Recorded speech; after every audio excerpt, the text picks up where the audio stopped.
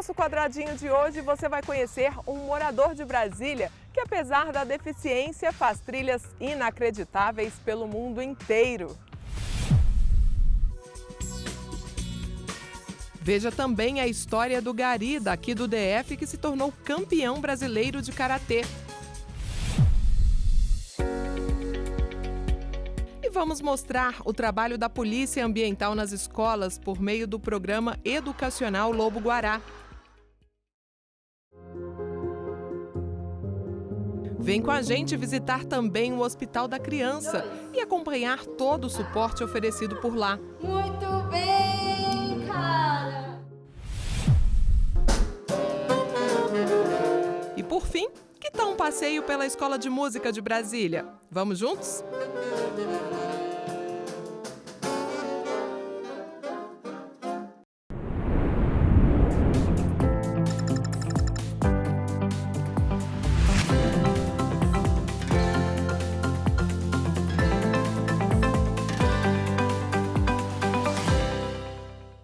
Superação. Essa foi a palavra-chave para um morador daqui de Brasília que precisou amputar a perna por causa de um câncer. Os obstáculos no meio do caminho não o impediram de seguir adiante e ele passou a fazer trilhas pelo mundo inteiro, inclusive algumas bem difíceis.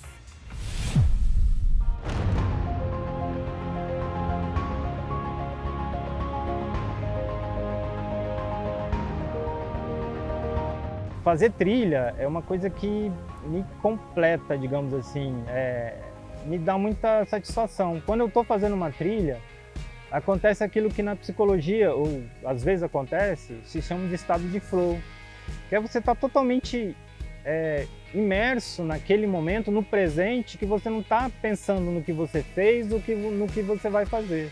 Eu consigo ficar totalmente concentrado no que eu estou fazendo.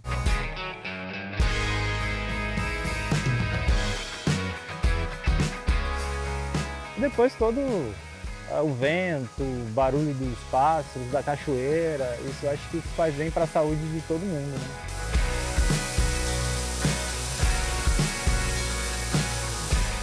Comecei a sentir uma dor na perna esquerda, uma dor estranha, que aparecia principalmente à noite.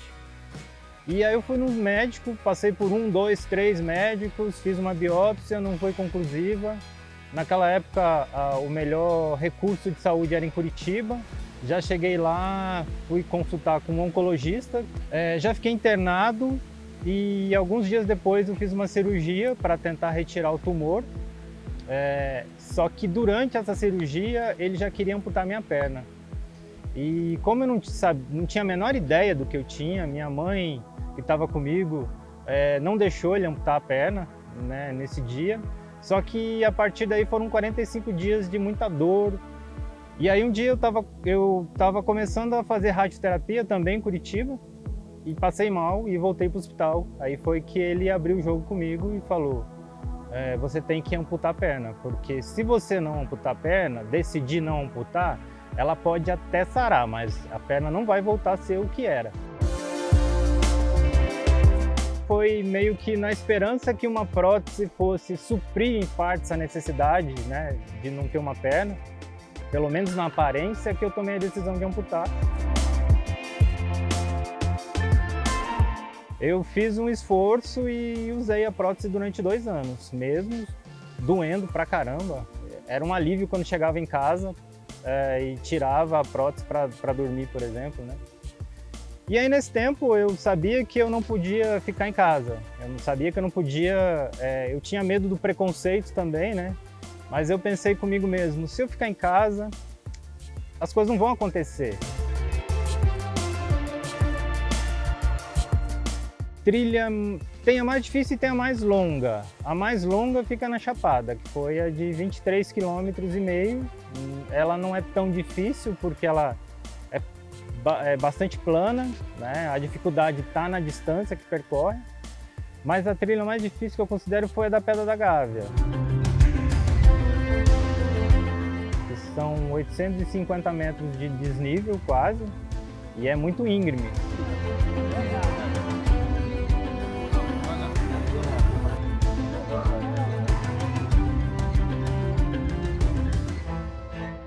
E aí eu voltei a estudar, voltei a trabalhar em 95, 96. Lá no Paraná arrumei uma namorada, eu casei lá no Paraná, né? Só que em 97 o tumor voltou. Só que aí foi mais desesperador quando voltou, porque aí eu já tinha totalmente noção do que eu tinha, que era um tumor, que era câncer, e que, nas palavras do médico, né, ele falou assim, vamos fazer radioterapia para amenizar o problema, E na minha cabeça entrou isso, essa fala entrou como, vamos fazer um paliativo para você viver mais um pouco. E aí durante a radioterapia, o início da radioterapia, como a radioterapia para matar células cancerígenas, principalmente naquela época, que não era tão avançada a medicina, né, afetou meu rim, minha bexiga e meu intestino. Então, logo na 8ª, 10ª sessão de radioterapia, eu tive que colocar uma bolsa de colostomia aqui do lado direito para eliminar as fezes, porque a radioterapia queimou o intestino. E logo depois uma urostomia, porque também a bexiga também foi afetada. E esse processo da radioterapia, as infecções, também afetou meu rim esquerdo. Meu rim esquerdo atrofiou, ele é diminuído, quase zerou, quase não tem função nenhuma. E nesse tempo, como eu achava que ia morrer, eu fiquei em casa, eu meio que fiquei muito, não exatamente depressivo, mas eu não conseguia fazer as coisas.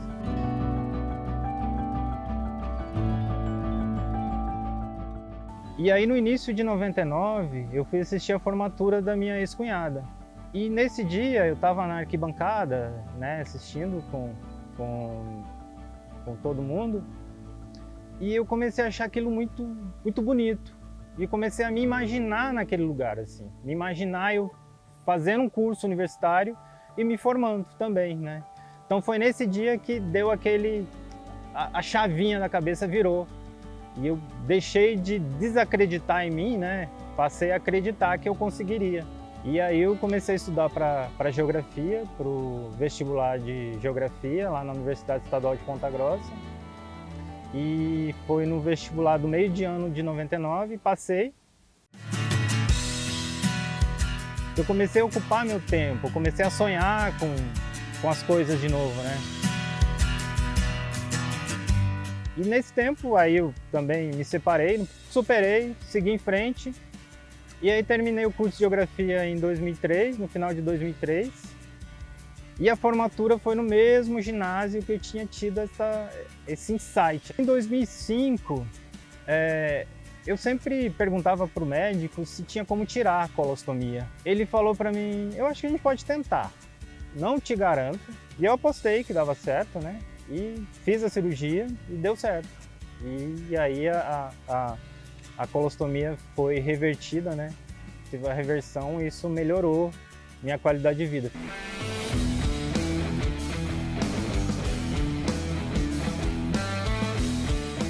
Em 2006, uma amiga minha que tinha estudado comigo me falou, tem um concurso em Brasília e tem uma vaga para deficiente físico, para PCD. Aí eu me inscrevi, fui lá, fiz a prova, cheguei 6 horas da manhã, 2 horas da tarde já estava voltando de novo, peguei o ônibus de volta. Aí alguns dias depois que saiu o resultado, minha amiga ligou de novo, ela falou, você passou.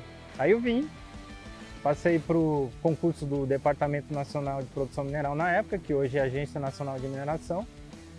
Aí cheguei em Brasília, meio perdido, mas lá eu já conhecia a minha esposa. Eu sempre gostei de mato, né? De não exatamente fazer trilha, assim, mas de estar na natureza, de estar em contato com a natureza. Isso já vem lá do tempo que trabalhava na roça. Às vezes ia trabalhar e ficava horas olhando para a nuvem, para a chuva, enfim, meditando no meio do mato, né? Mas aqui em Brasília, antes de fazer trilha, eu fui praticar remo. Mas aí eu comecei a sentir dores no joelho, porque o remo ele exige muito da perna, né?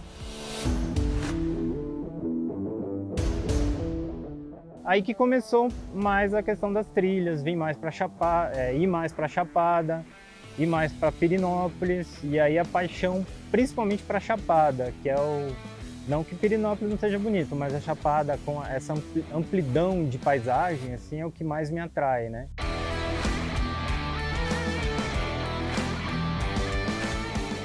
Gente, o Ângelo faz parecer fácil, mas isso aqui é uma dificuldade para subir.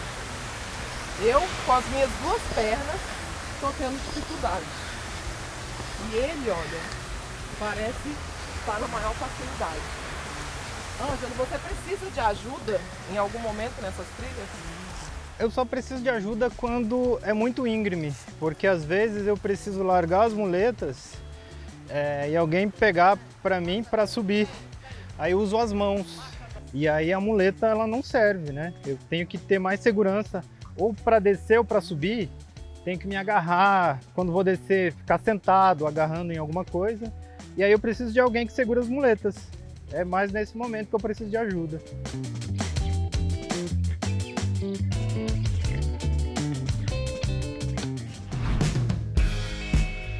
Eu faço exercício quase todos os dias. Eu faço pilates 3 vezes por semana e vou para academia, faço musculação, principalmente para braços, porque no último ano descobri uma artrose no ombro, então eu tenho que fortalecer bastante, né, para não sobrecarregar o ombro. E eu faço o exercício aeróbico que eu consigo fazer na academia, não elíptico, que é aquele que você fica em pé, parecendo que você está pedalando numa bicicleta em pé. E ali eu consigo fazer 1 hora até. E é o que me dá esse gás para estar na trilha. Então, às vezes eu nem estou tão motivado para a academia, mas eu sei que eu tenho que ir. E aí, depois dos 5 minutos, aí eu começo a suar e começa a vir a motivação, começo a imaginar fazendo uma trilha.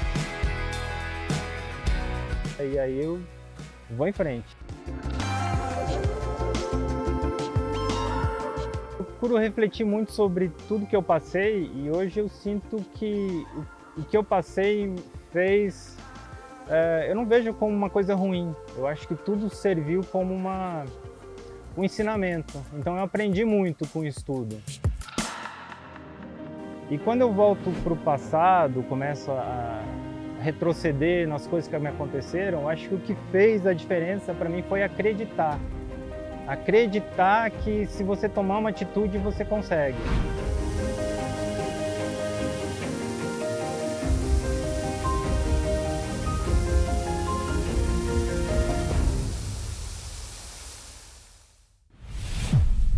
No próximo bloco, você vai conhecer a história de um brasiliense que divide sua jornada diária entre a profissão de gari e a vida de atleta. E ainda, saiba como estudantes da cidade têm aprendido bastante sobre educação ambiental com projetos muito bacanas.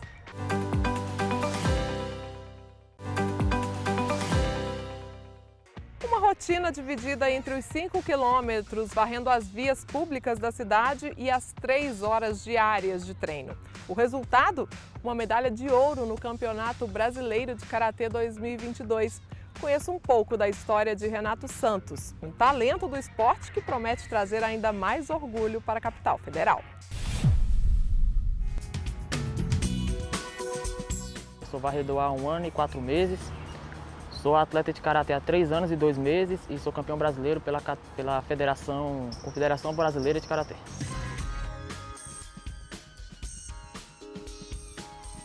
Eu comecei o karatê já tem uns 3 anos. Eu comecei em inspiração ao meu primo, que é da seleção brasileira, e foi só pelo esporte mesmo. Aí aconteceu que eu comecei a gostar da luta e comecei a me esforçar para começar a ganhar títulos. Eu participo de 2 federações, a CBK e a CNKB. A CBK é a Confederação Brasileira de Karatê e CNKB, que é a Confederação Nacional de Karatê do Brasil. A categoria da CNKB é 22 a 31 verde e roxa e CBK é 18 a 31 branca verde. A parceria da Sustentare com o nosso atleta Renato, com todos os desembolsos, né, questão de inscrição, questão de deslocamento, questão dos equipamentos, das competições e tudo que o Renato precisar nesses eventos, né, nessas competições. Ele procurou a gente, né, pelas nossas redes sociais, mandou uma mensagem e a princípio ele queria só marcar a empresa, mas como a gente tem esse interesse de fortalecer o esporte, a nossa responsabilidade social, a gente começou essa parceria. Para a empresa é muito gratificante, né? A gente vê o brilho do nosso atleta e que isso consegue motivar outras pessoas, não só aqui da empresa, né, mas a população em geral. Elas se motivam, né, com a história do Renato, que é muito bonita. É muito bom para mim, porque muitos atletas tentam patrocínio e não conseguem. E eu dei a sorte que essa empresa, para sustentar, conseguiu me ajudar. Eles me ajudam com passagem, alimentação, equipamentos, que é o mais importante, e as inscrições também, que não são baratas. Meu objetivo no Karatê é ser campeão brasileiro da CBK, que é um dos mais difíceis, e chegar na seleção, conseguir a vaga na seletiva. Meu objetivo hoje é me tornar um atleta profissional. Quando ele chegou, tem assim, algo muito curioso. Quando ele chegou aqui, ele está aqui conosco, comigo, ele nasceu no Karatê aqui. Já tem 3 anos aproximadamente. Ele já chegou botando o pé ali, dizendo que queria competir. É normal, acontece muito. Mas desde então, ele vem se mostrando, e às vezes nos pequenos detalhes, uma pessoa diferenciada. Vou dar um exemplo. Foram várias as oportunidades onde eu já estava em casa e recebi um videozinho daquele exercício que eu havia passado e ele treinando em casa sozinho, às vezes de frente para uma janela, de frente para uma vassoura, de frente para uma porta.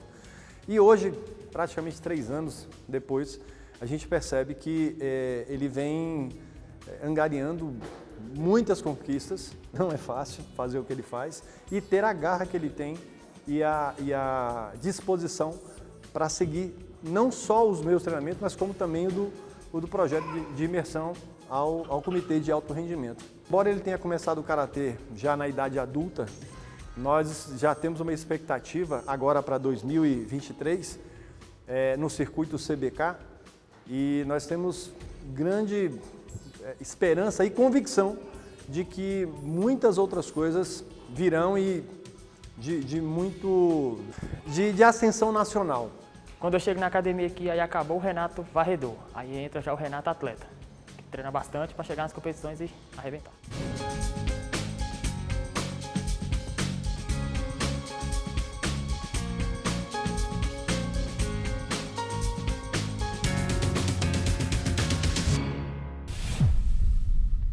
Quase 20 anos, mais de 500 mil alunos do Distrito Federal aprenderam sobre educação ambiental por meio de um programa do Batalhão de Policiamento Ambiental da cidade.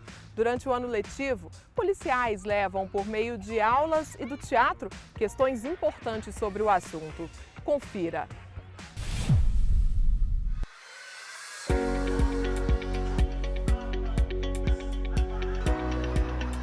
O programa de educação ambiental Lobo Guará ele surgiu em 2003, né? Nessa nova versão, porque antes lá na Polícia Ambiental já teve outros programas, por exemplo, já teve o Teatro Ecologia, né? Já teve policiais atuando em palestras.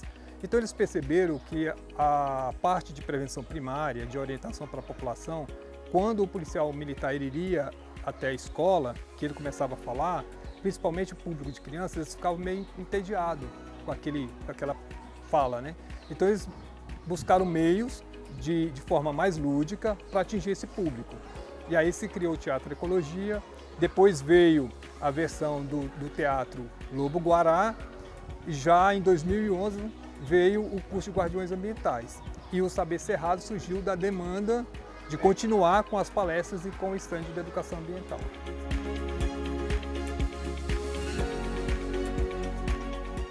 Quando eu fiquei sabendo que existiam os guardiões do Lobo Guará que trabalhavam com o meio ambiente, eu achei que tinha mais a ver com a nossa escola. E aí a gente iniciou esse trabalho com eles, né? E os policiais ambientais vieram para enriquecer e melhorar nosso projeto, né? E aumentar assim, a questão de conceitos, de conteúdos e melhorar a questão da aprendizagem significativa para as crianças. O curso de Guardiões Ambientais, ele atua nas escolas públicas e particulares para um público do 5º ano do ensino fundamental 1, e aí visa passar mais tempo com os alunos. Então são 13 encontros com temas diversos sobre o meio ambiente para transformar o estudante em guardião ambiental, para que ele possa proteger o meio ambiente do seu jeito, né? O jeito de criança, nas coisas simples do dia a dia, que é fechar uma torneira que vê pingando, jogar o lixo no local correto, avisar os pais também para não jogar o lixo pela janela do carro, serem multiplicadores dos ensinamentos.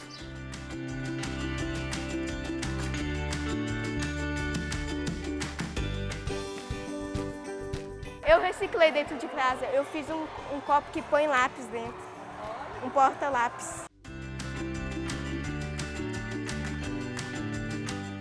No curso de Guardiões Ambientais, nós ficamos mais ou menos uns 3 meses, porque a aula é uma vez por semana, né? E aí a gente tem uma saída de campo, a gente procura uma unidade de conservação aqui do DF, para eles poderem ver em loco ali, né? O meio ambiente, a vegetação, sentir um ar diferente. Aprendi que eu não devo jogar lixo no meio ambiente, devo cuidar mais das árvores, não pode queimar os matos, fazer desmatamento. Eles recebem uma carteirinha de guardião ambiental, a camiseta escrito "Sou um guardião ambiental" e se formam. Eles se formam, mas aí não acaba. É aí onde começa a função deles de guardiões. Porque é aí que eles vão atuar no meio da nossa sociedade. O Saber Cerrado é uma frente de trabalho que ele atua com a exposição de estande de educação ambiental, com palestras de cunho ambiental e com trilhas ecológicas. Esse aqui é o espaço da horta, né, onde se cultiva algumas hortaliças. A gente está até aqui com algum projeto já de manutenção, né? Estamos aqui no período de chuva, está chovendo bastante, então não precisa mais aguar com tanta frequência como eles estavam aguando. Então as crianças aqui, eles dão ideia do que plantar, eles se deslocam para cá no horário determinado para fazer o plantio, a manutenção dessas hortas. Então já é uma interação com o meio ambiente, um comprometimento e uma participação ativa. Eu quero plantar tomate, plantar um monte de fruta.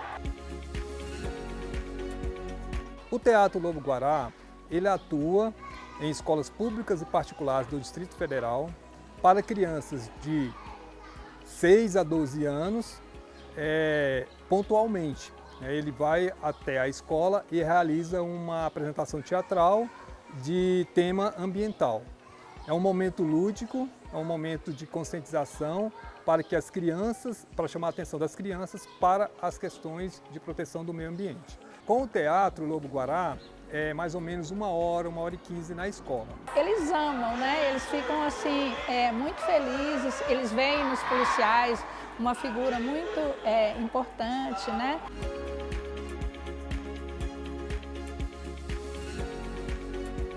A gente quer que eles tenham consciência do que é o meio ambiente, qual a importância e que eles sejam participantes do processo de solução das problemáticas que a gente tem aqui no Distrito Federal. Aqui é uma oportunidade que as pessoas têm de conhecer um pouco do nosso cerrado, de animais do cerrado e de frutas do cerrado. O Saber Cerrado também, ele tem uma parceria de educação ambiental com o ICMBio, né? E a gente trabalha lá no Parque Nacional de Brasília. As escolas interessadas, elas mandam uma solicitação para a gente, para o Batalhão de Polícia Militar Ambiental. Aí é através do Sistema Eletrônico de Informação, o SEI, solicitando, mostrando o interesse.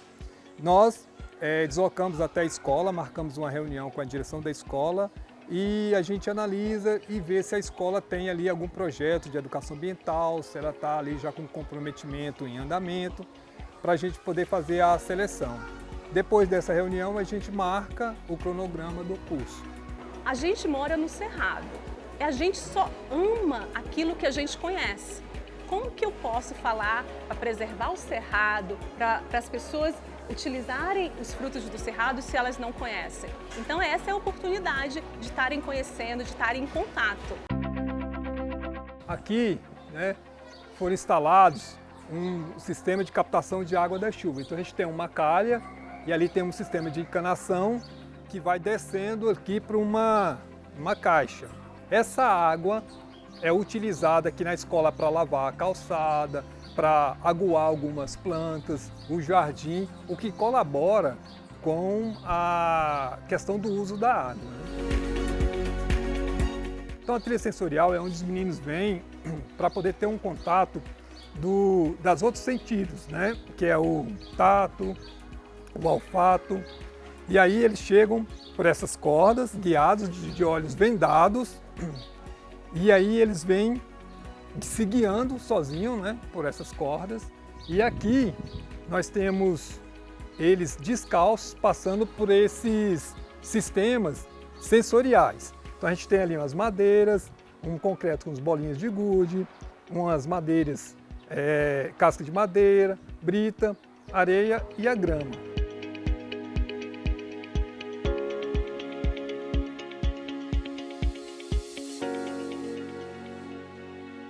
E lá ao fundo nós temos a parte do cheiro das plantas medicinais, para eles tendo contato, sentindo o cheiro e tentar identificar o que eles estão observando ali, tocando.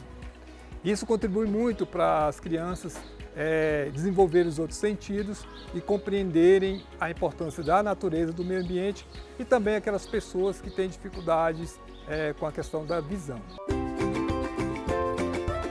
Com o curso de Guardiões Ambientais, que se iniciou em 2011, a gente já formou aí quase 11 mil guardiões ambientais. Com o Teatro Lobo-Guará, que já existe desde 2003, a gente já atingiu aí um público de 426 mil espectadores. E com o Saber Cerrado, né, a gente já está aí na faixa dos 60 mil público atendido.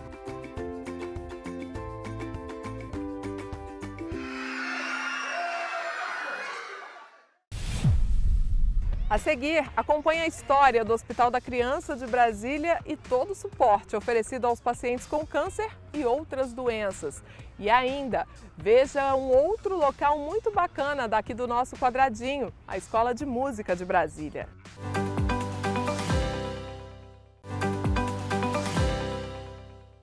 Um hospital inteiro especializado em atender bebês, crianças e jovens de até 18 anos de idade em casos de média e alta complexidade.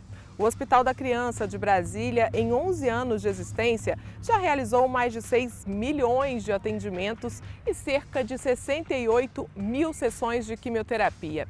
O local é reconhecido como um dos melhores hospitais públicos do Brasil. Nós fomos até lá e te mostramos tudo a partir de agora.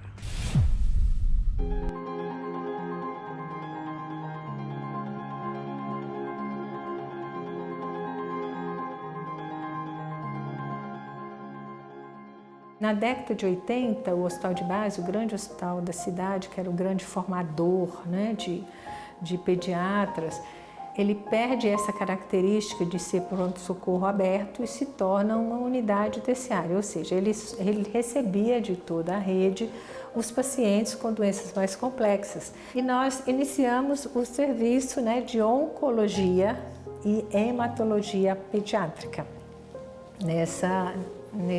no Hospital de Base, no 7º andar. E aí surgiram realmente os grandes desafios, porque a cidade, né, a população crescendo, e nós tínhamos um andar dentro do Hospital de Base com poucos leitos, e nós tínhamos esse desafio, né, de estruturar o serviço de oncologia. Há décadas assim, década de 80, onde os resultados em Brasil ainda eram muito ruins, né, para a criança com câncer. Mas o mundo mostrava que tínhamos esperança, o mundo mostrava que o câncer pediátrico, apesar de ser um câncer agressivo, rápido, paradoxalmente ele mostrava os melhores resultados, porque ele era aquele tipo de célula da criança, a célula cancerígena na criança, ele tinha maior sensibilidade à quimioterapia, mas que era importante conhecer, juntar a atenção em centros de referência. Nessa mesma época, surgiu lá no Hospital de Base um grupo de pais que estavam com suas crianças em tratamento, que viram então essas condições, essas dificuldades e criaram uma associação de pais a Associação de Apoio à Criança com Câncer, que é a Abrace. E foi nesse esforço que surgiu a possibilidade de a gente construir, montar essa estrutura de um centro de referência específica, né, para o tratamento do câncer da criança. Mas nesse mesmo tempo, nós entendemos que não deveríamos fazer um hospital exclusivamente para oncologia, porque naquele momento outras especialidades pediátricas também se organizavam, né?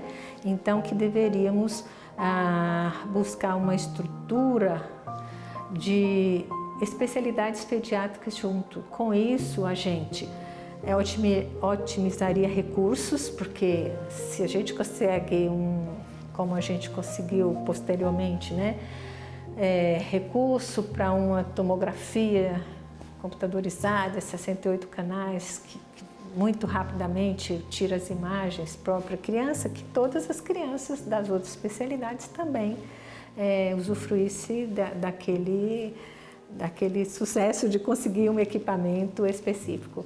A Abrace levanta essa bandeira e, junto com a Sociedade de Brasília, alavanca recursos de doação e constrói toda a primeira parte do hospital, 7.000 metros quadrados, e nessa lógica, e buscando um modelo jurídico-administrativo um pouco mais flexível, mais ágil, porque a doença não espera todos os trâmites, né? Então teria que ter uma prioridade de aquisição de medicamento, né? De pessoas. Então foi isso que fez nascer esse, eu digo, um sonho, né? Do Hospital da Criança de Brasília.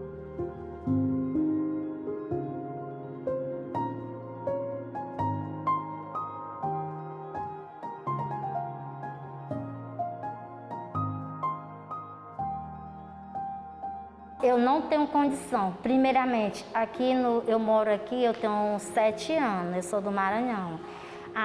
Aqui, se eu fosse pagar uma cirurgia da Alice Vitória, eu não tinha condição. Os remédios da Alice Vitória, graças a Deus, todos eles me liberam. Hoje mesmo, a doutora mesmo, a neuro mesmo, já me deu os remédios para eu ficar até o tempo de eu voltar. Isso é muito bom.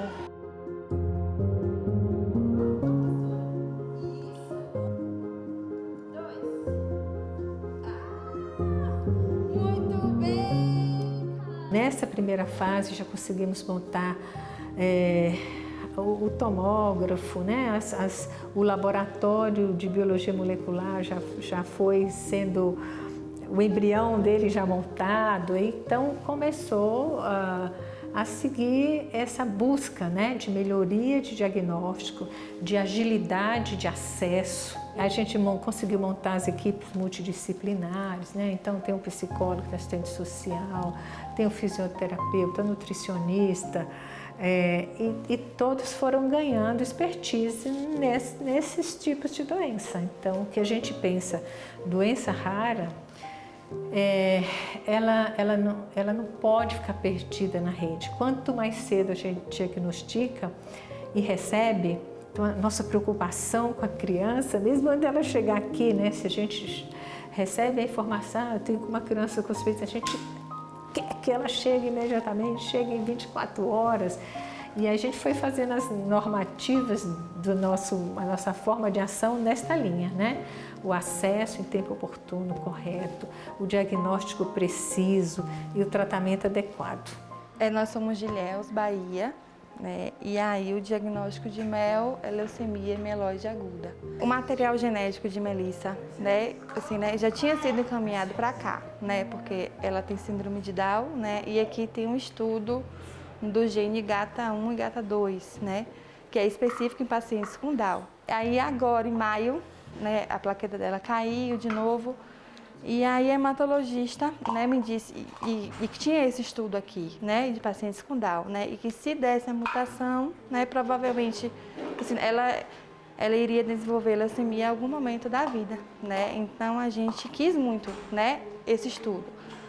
Só que aí, antes de sair o estudo, né, o resultado, né, já fechou o diagnóstico lá, né? Assim, ela analisou a lâmina, né, e aí viu que tinha muitas células. E aí nós chegamos aqui em agosto, né, e aí fomos abraçados, né, pelo hospital, pela equipe, né, e tem dado tudo certo, graças a Deus.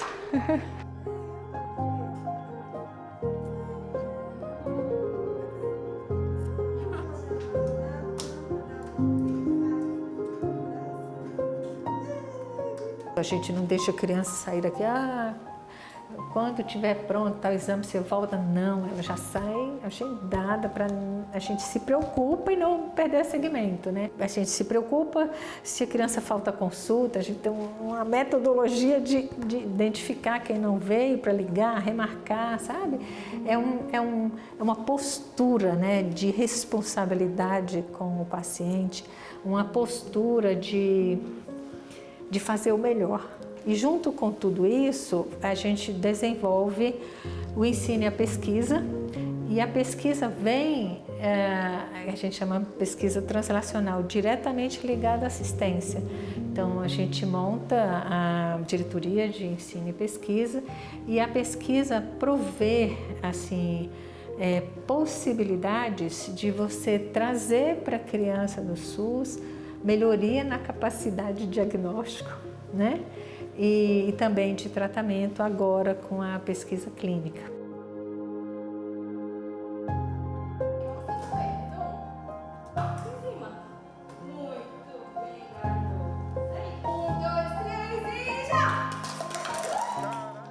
Foi confirmado que ela tinha hidrocefalia e amielo. Quando ela nasceu, aí ela veio para o HC, passou 8 dias internada. O doutor Flávio fez a cirurgia dela, depois a gente teve alta e a gente continua fazendo os acompanhamentos aqui no HC. O doutor Flávio acompanha ela. E agora, ela, graças a Deus, o doutor Flávio é um neuro muito bom. Aqui o HC está de parabéns, todas as equipes. Não tenho o que reclamar. Desde quando a Alice Vitória entrou aqui no HC, tanto o pediatra, fono, todos estão de parabéns, que a Alice eu fui bem acolhida aqui.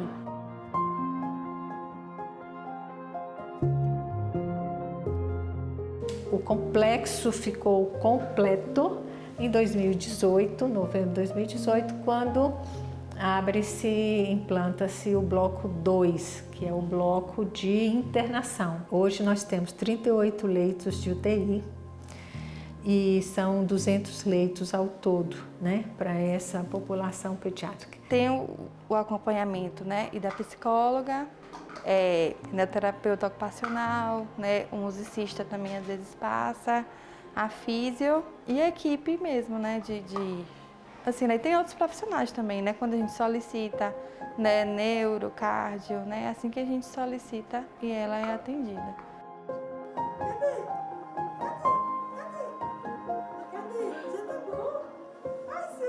O nosso desejo é que a criança, ao ser encaminhada, né, e vem com esses possíveis diagnósticos, né, muito difíceis, e que a criança sinta-se acolhida, né? Ela chega e ela diz, não, essas equipes entendem da doença do meu filho. Eu digo que esse sonho virou uma concretude, eu acho que é um grande patrimônio para a saúde pública aqui do nosso quadradinho.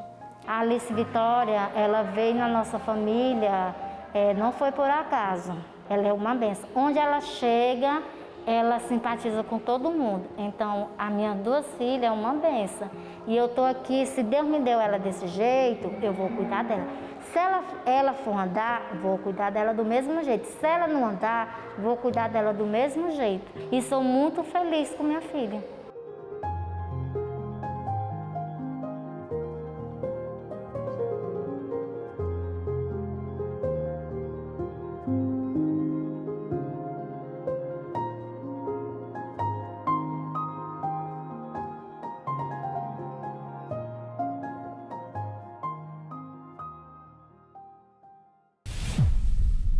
Outro local público que nos enche de orgulho é a Escola de Música de Brasília, considerada uma das melhores em educação musical e profissional da América Latina. Nós fomos até lá conhecer um pouco mais do trabalho de formação desses músicos profissionais.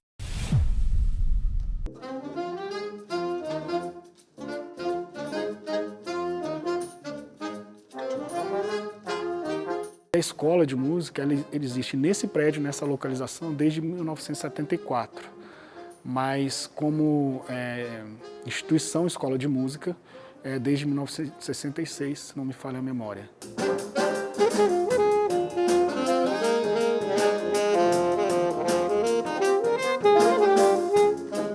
A Escola de Música de Brasília é uma escola da Secretaria de Estado de Educação. É uma escola pública, somos uma escola pública de altíssima qualidade e é uma escola gratuita. Nós estamos entre uma das maiores e com certeza a melhor escola de música da América Latina, isso reconhecidamente mesmo pelo meio, e é pública.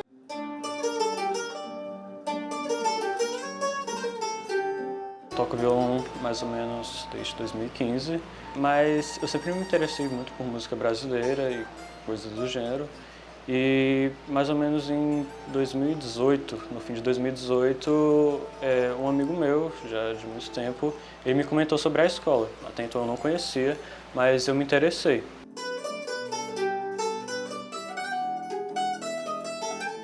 Aí eu comecei a estudar para tentar entrar na escola. E em 2019, no primeiro semestre, eu tentei fazer a prova para ingressar aqui e infelizmente não consegui. Mas no mesmo ano, no segundo semestre, eu fiz novamente e consegui, desde então eu estou aqui.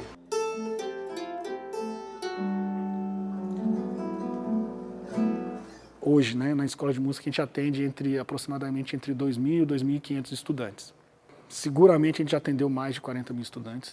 A escola foi ganhando também em tamanho e ampliando o atendimento dela paulatinamente ao longo de todos esses anos, são 50 e tantos anos de funcionamento. Então, assim, a gente já formou bastante gente que está espalhado pelo Brasil e pelo mundo, literalmente pelo mundo.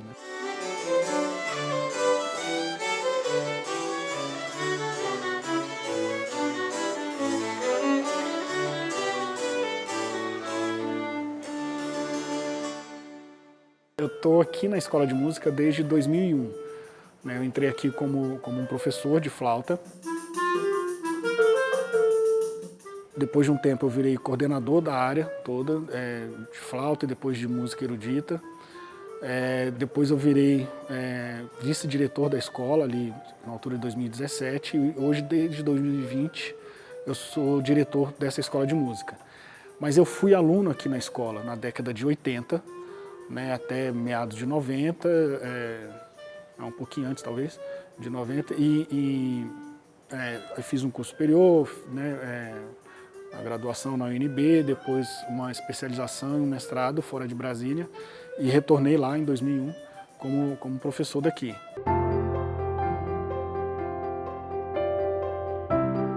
Primeira vez eu tentei para o básico, em 2019, aí fiz esses 3 anos que são do básico, Infelizmente peguei o período da pandemia, que a gente teve que ficar em casa, mas ainda bem que agora retornou e quando findou esse período de 3 anos eu fiz a prova novamente, só que para o técnico. Aí eu estou no primeiro semestre do técnico agora, 2022.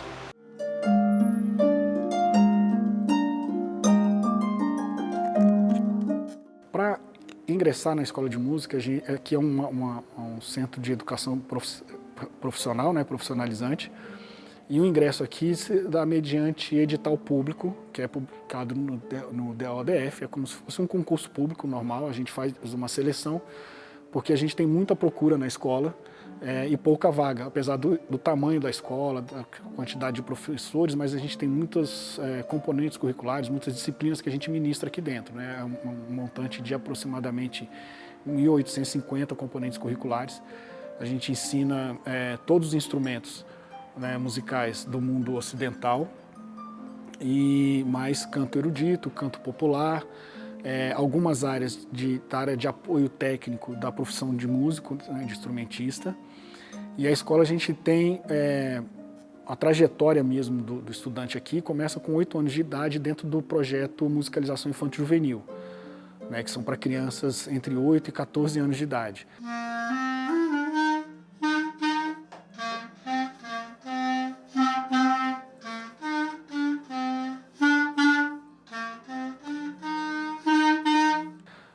partir dos 14, 15 anos de idade, a gente tem um curso básico, que a gente chama aqui, que hoje chama Qualificação Profissional Básico Instrumental, também em todos os instrumentos e cantos, né? A partir dos 14 anos, sem limite final. E temos também o curso técnico, que é o carro-chefe da escola de música, né? Que é equivalente ao ensino médio, né? Equiparado ao ensino médio, mas é o ensino técnico, também em música. E aí, dentro desses 3 grandes nichos, né, de estudo, o curso é montado assim, com aula de instrumento, aulas teóricas e aulas de grandes grupos, que são os corais, orquestras, bandas, formações grandes, né, de música de câmara, que são são grupos, né, com um número menor de até 10 componentes e tudo mais.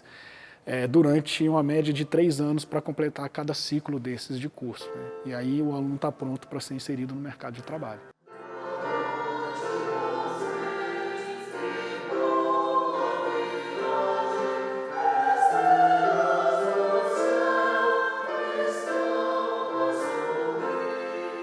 Pretendo trabalhar com música, estou com 20 anos e agora vou tentar fazer o vestibular em música da UFMG, espero passar e acredito que com a carga que eu tenho aqui da escola vai facilitar bastante para mim.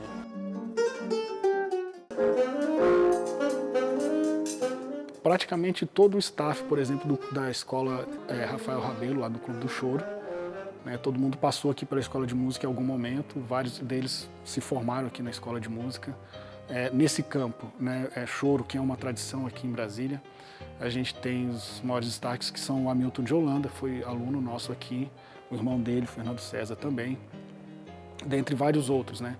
E a gente teve, como curiosidade, assim, vários outros músicos chorões, né, como eles são chamados, que já eram assim profissionais, já eram chorões assim, em algum momento da carreira deles vieram para a escola de música para, assim, igual eles falavam, não, agora eu vou aprender música de verdade. Na verdade, eles vieram aprender a escrever e ler música, mas eles já eram músicos de verdade, há muito profissionais, já ensinavam muita gente e acabaram ensinando muita coisa aqui na escola de música também, que era o outro lado da vivência, né?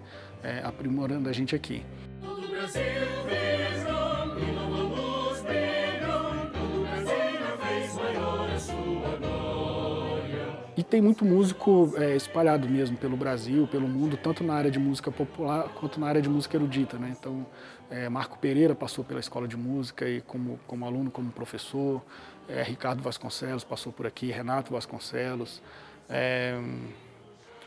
Nelson Faria.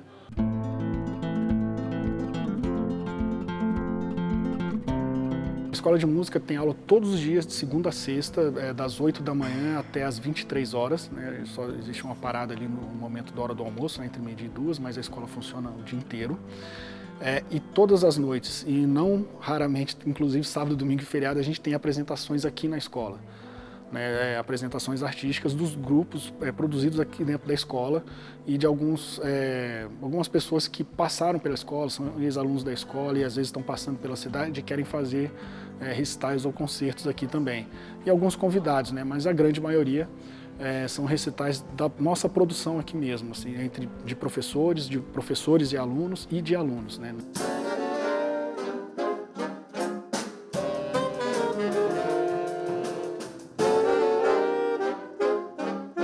A gente abre os portões da escola de música essa última semana de cada mês para que essas escolas, né, essas instituições possam vir aqui, assistir um ensaio aberto, conhecer alguns instrumentos que são pouco conhecidos e conhecer melhor alguns que são bastante conhecidos e a função desses instrumentos dentro dessas formações musicais.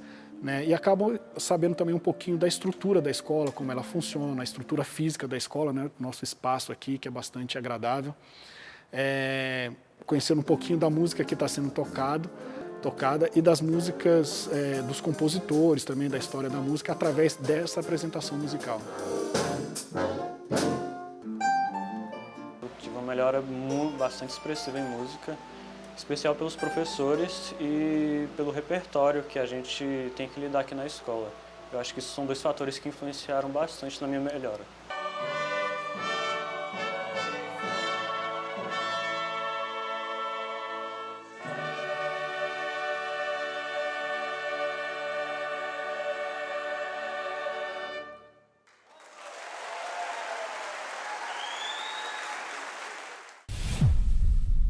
Nós ficamos por aqui, mas você pode rever essa e outras reportagens no nosso canal no YouTube e nos acompanhar também pelas redes sociais.